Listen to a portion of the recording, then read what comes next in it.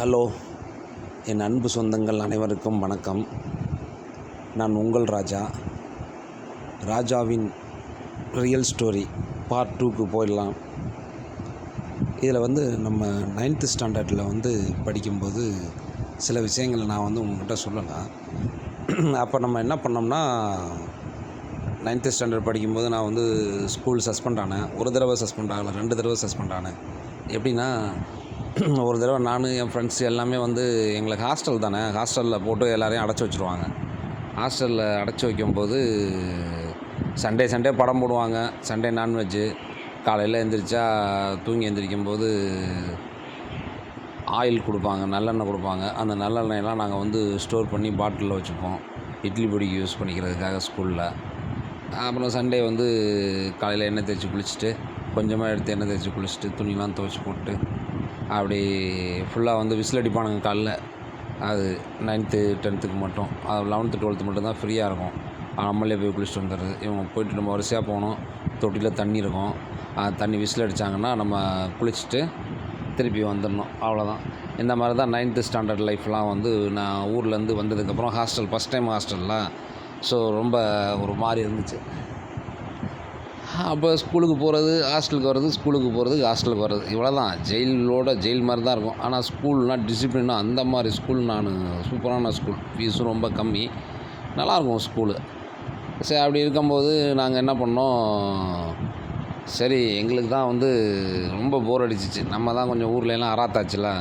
ஊர்லெலாம் என்ன பண்ணுவோம்னா, சின்ன வயசுலேயே இந்த பொன் வண்டு பிடிக்கிறது, அதை பிடிச்சிட்டு சுற்று விற்கிறது, நிறையா விளையாட்டுலாம் ஊர்லெலாம் பயங்கரமாக விளையாடுவோம். அப்போல்லாம் கேமிங்லாம் நல்லாயிருக்கும். இப்போ தான் செல்ஃபோனை வச்சுட்டு ரொம்ப மோசமாக இருக்குது. அப்போ ஊர் சைட்லலாம் இந்த பொன் வண்டு வளர்க்குறது, கிளி பிடிச்சிட்டு வளர்க்குறது, இதெல்லாம் பண்ணிகிட்ருப்போம். ஸோ அந்த என்ஜாய்மெண்ட்லாம் விட்டு நம்ம ஸ்கூல் ஹாஸ்டலுக்கு வந்துட்டோமா. ஸ்கூல் ஹாஸ்டலுக்கு வந்துட்டு சரி நம்ம பக்கத்தில் இருக்கிற தேட்டருக்கு படத்துக்கு போவோம். அந்த தேட்ரு நான் உங்கள்கிட்ட சொல்ல விரும்பலை. அந்த மாதிரி படமெல்லாம் போட்டிருப்பாங்க. சரி நம்ம போய் பார்த்துட்டு வருவோம்னு சொல்லிட்டு எல்லாம் ஃப்ரெண்ட்ஸுக்குள்ளே குசுன்னு பேசி என்ன பண்ணுறோம், ஒரு வாரத்துக்கு முன்னாடியே பிளானை போட்டு பாத்ரூமுக்கு அந்த பக்கம் ஏறி குதிச்சோம்னா ஒரு ஒரு காடு மாதிரி இருக்கும். அதை கிராஸ் பண்ணி கொஞ்சம் தூரம் போனோம்னா தேட்டர் வந்துடும். நைட் ஷோவுக்கு பிளான் பண்ணோம். சாப்பாடு முடிச்சுட்டு நைட் ஷோனால் 10:30 மணிக்கு போடுவாங்கல்ல, போய்ட்டு 1 மணிக்குள்ளே உள்ளே வந்துடலாம் அப்படின்னு. சரி பிளான் பண்ணி எல்லாம் உள்ளே போயாச்சு. அந்த கல்லை கொஞ்சம் கொஞ்சமாக எடுத்து ஒரு வாரத்தில் ஒரு ஹோல்ஸை பெருசாக்கி ஒரு 8 பேர் கொண்ட கும்பல் அங்கே போகிறோம். போயிட்டு படத்தை பார்த்துட்ருக்குறோம். ஃபுல்லாகவே செம்ம என்ஜாய்மெண்ட்டு. கைத்தட்டி சிரிச்சிட்ருக்கோம். அந்த இன்டர்வலுக்கு லைட்டு போடுவாங்கள்ல, லைட்டு போடும்போது பார்த்தா எங்கள் பக்கத்தில் ஸ்ட்ரிக்ட்டு வார்டனு அந்த அளவு உட்காந்துருக்குறாரு. எல்லாருக்கும் ஷாக்கு. சரி பாதியிலே எந்திரிச்சு வந்துடலான்னு பார்த்தா அவரும் எந்திரிச்சு வந்துட்டார். வந்துட்டு நாங்கள் எந்த வழியில் வந்தோமோ அந்த வழியில் உட்காந்து ஒன்று ஒன்றா கவுண்ட் பண்ணி எண்ணிகிட்டு இருக்கிற வா வா வா வான்னு. ஸோ அடுத்து மாட்டிக்கிட்டு பயங்கரம் இதாகிடுச்சு. அதுக்கப்புறம் பேரண்ட்ஸுக்கெலாம் இன்ஃபார்ம் பண்ணி பேரண்ட்ஸ்லாம் வர சொன்னாங்க. எங்கள் வீட்டிலையா நீங்கள் என்ன வேணுமாலும் பண்ணிக்கணும்னு சொல்லி முடிச்சிட்டாங்க.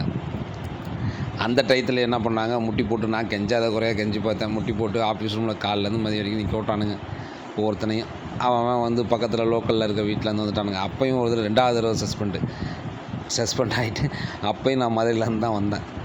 சரி 9th ஸ்டாண்டர்ட் அப்படியே கஷ்டப்பட்டு பாஸ் பண்ணி எவ்வளோ ஒரு வழிக்கு வந்துட்டேன்.